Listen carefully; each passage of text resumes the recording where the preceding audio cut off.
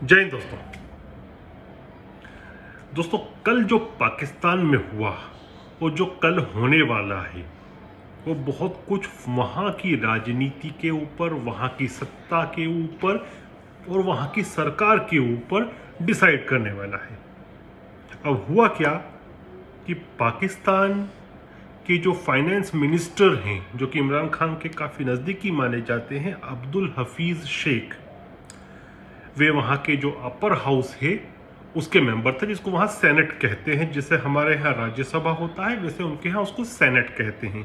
और उनकी अब शायद जून के आसपास टर्म ख़त्म होने वाली है, तो वो री इलेक्शन सीख कर रहे थे और री इलेक्शन में वे इस्लामाबाद की सीट से खड़े हुए थे।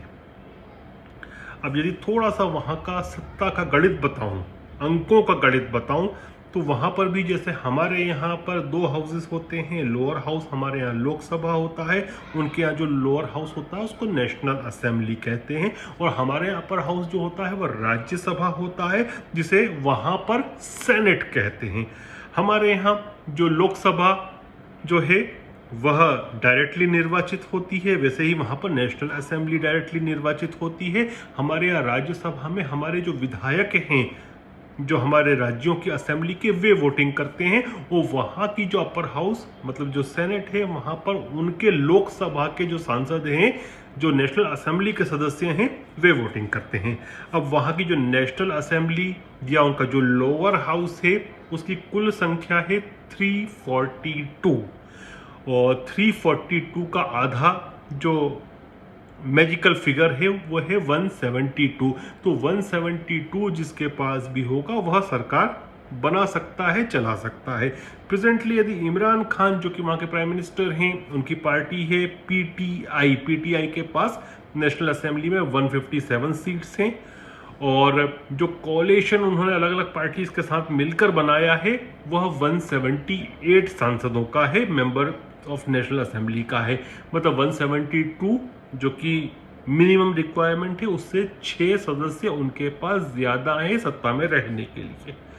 अब जैसा कि मैंने आपको बताया कि वहां पर जो अपर हाउस जिसे वे सेनेट कहते हैं, वहां पर वोटिंग वहां के लोअर हाउस के सदस्य करते हैं, मतलब उनके नेशनल असेंबली के करते हैं। नेशनल असेंबली में इमरान खान के पास कितने सदस्य हैं? 178 हैं उनके जो कोalition है उसमें। और हुआ यह है कि वहाँ का जो ऑपोजिशन है उसने एक जॉइंट कैंडिडेट जो यूसुफ रजा गिलानी, जो वहाँ के पूर्व प्रधानमंत्री रहे हैं, और पीपीपी जो भुट्टो की पार्टी है उसके सदस्य भी हैं, उनको एक जॉइंट कैंडिडेट के रूप में वहाँ के फाइनेंस मिनिस्टर जो अब्दुल हफीज़ शेख हैं उनके खिलाफ उतारा, और अब्दुल हफीज़ शेख चुनाव हार गए। यूसुफ रजा गिलानी जो कि ऑपोजिशन के जॉइंट उम्मीदवार थे उनसे, और वोट कितने मिले आप ये देखिए। अब आपको समझ में आएगा कि ये क्यों मज़ेदार बात है। देखिए, यूसुफ गिलानी को 169 वोट मिले, जबकि जो फाइनेंस मिनिस्टर वर्तमान में इमरान खान के हैं उनको मिले 164। 178 इमरान खान के पास टोटल सदस्य हैं उनके कोalition में। मतलब इसका यह हुआ कि 178 में से केवल 164 ने ही जो उनका इमरान खान का उम्मीदवार था उसके पक्ष में वोट किया। वो 172 का फिगर तो ज़रूरी है किसी भी सरकार को सस्टेन करने के लिए, सत्ता में रहने के लिए। अब इस काउंट के हिसाब से देखें तो 164 ही लोग हैं इमरान खान के साथ, मतलब माइनॉरिटी में सरकार पहुंच जाती है। इसका मतलब यह है सरकार जो है वह अपना बहुमत खो चुकी है। अब यही हुआ कि जैसे ही ये बात आई तो ऑपोजिशन भी उनके ऊपर चढ़ बैठा, और इतना कि उनको उनके देश को संबोधित भी करना पड़ा। तो उसके बाद उन्होंने ये कहा कि वे जो कॉन्फिडेंस वोट है वो सैटरडे को लेंगे, मतलब कल लेंगे, शनिवार के दिन वोट ऑफ कॉन्फिडेंस लेंगे। अब थोड़ा सा मैं बताऊं आपको कि जो सेनेट के लिए जो वहाँ पर जो निर्वाचन होते हैं उसमें सीक्रेट बैलेट होता है, लेकिन जो वोट ऑफ कॉन्फिडेंस होता है उसमें ओपन बैलेट होता है। अब कल क्या होगा ये कल मालूम पड़ेगा सैटरडे के दिन, कि क्या उनकी सरकार सरवाइव करेगी या सरकार गिर जाएगी। और यह किस चीज़ के ऊपर निर्भर करेगा, यह निर्भर करेगा मिलिट्री के ऊपर।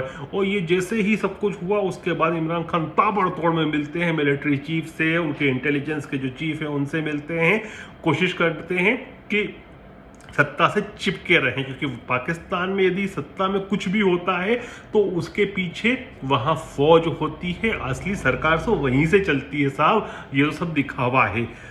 तो अब ये डिपेंड करेगा कि इमरान खान का फौज समर्थन करती है या न्यूट्रल रहती है। यदि न्यूट्रल रहती है तो हो सकता है कि इमरान खान की सरकार कल ही तुरंत गिर जाए, और यदि कुछ हद तक सपोर्ट करती है तो आप मान के चलें कुछ महीनों में यह सीन वापस होने वाला है, क्योंकि कहीं ना कहीं उनकी मिलिट्री ने भी ये दिखाया है कि अब वो इतने चहेते नहीं रहे।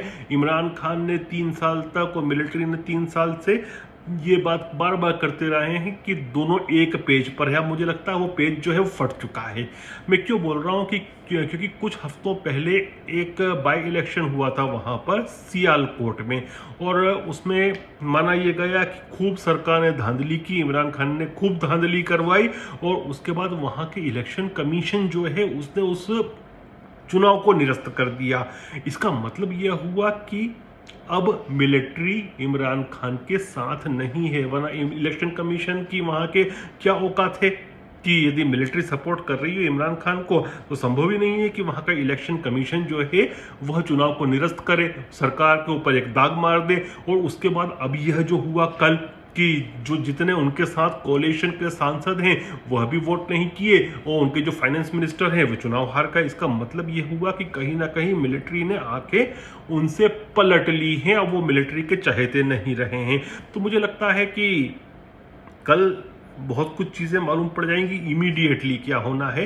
लेकिन जो दिख रहा है कि अब मिलिट्री, जो मेरा एनालिसिस है कि अब वे मिलिट्री के चहेते नहीं रहे। ये बात क्यों कह रहा हूँ मैं, क्योंकि बीच में हमने देखा कि वहाँ पर जो जॉइंट अपोजिशन का प्रोटेस्ट हो रहा था उसमें सीधे नवाज शरीफ और उनकी बेटी मरियम जो थी वे मिलिट्री के ऊपर ही टारगेट कर रहे थे, जिसको वो लोग एस्टेब्लिशमेंट कहते हैं। वहाँ पर एस्टेब्लिशमेंट के ऊपर ही सीधे वार कर रहे थे। लेकिन पिछले कुछ समय से आप देखिए कि वे अब उतने मुखर होकर मिलिट्री के खिलाफ नहीं बोल रहे हैं। मतलब क्या कहीं ना कहीं हो सकता है डील हो चुकी हो। और फिर यूसुफ गिलानी जो थे वो पीपीपी भुट्टो की पार्टी के थे। मतलब कहीं ना कहीं ये दिख रहा है कि मिलिट्री की हो सकता है नवाज शरीफ की पार्टी से भी कुछ डील हुई है और भुट्टो की पार्टी से भी कुछ डील हुई है। और कहीं ना कहीं ये बात भी है कि जिस प्रकार से नवाज शरीफ और उनकी बेटी मुखरता के साथ मिलिट्री के खिलाफ बोल रही थी, और उसके बाद जनता में भी मिलिट्री के प्रति रोष दिख रहा था, तो मिलिट्री शायद नहीं चाहती होगी कि जनता उनको बुरा बोले। क्योंकि कुछ वीडियोज आए थे जिसमें यहाँ तक लोगों ने, पंजाब के लोगों ने नारे लगाए थे कि बाजवा जनरल कुत्ता है। अब अभी समझिए, मैं बोलना नहीं चाहता था ये शब्द, लेकिन मैं ग्रेविटी कैसे बताऊं उस चीज़ की आपको। तो मेरा पर्सनल पॉलिटिकल एनालिसिस जो है मेरा खुद का, मैं एनालिसिस करता हूं इस चैनल पर। जब भी आपसे बात करता हूं मैं कुछ ना कुछ अपने एनालिसिस से बताने की कोशिश करता हूं। मुझे लगता है कि इमरान खान पॉलिटिकली कुछ दिनों के मेहमान हैं, और यदि कल वे वोट को सर्वाइव भी कर लेंगे तो शायद 6 महीने से ज़्यादा वे सत्ता में नहीं टिक पाएंगे। क्योंकि यदि कल उन्होंने सरवाइव कर लिया तो फिर मुझे लगता है कि ये जो नवाज शरीफ और मरियम जो हैं ये वापस से मुखरता से खिलाफ बोलना शुरू करेंगे मिलिट्री की। और फिर जनता में यदि रोष होगा तो मिलिट्री को इमरान खान का साथ छोड़ना पड़ेगा। वैसे भी इमरान खान वहाँ कुछ डिलीवर तो कर नहीं पाए, आर्थिक बदहाली इतनी बुरी है, सब जानते हैं कि भीख का कटोरा लेके इमरान खान सब जगह फिरते रहते हैं। तो मुझे लगता है कि इमरान खान के पॉलिटिकल दिन अब चुनिंदा बचे हैं। जय हिंद, जय भारत।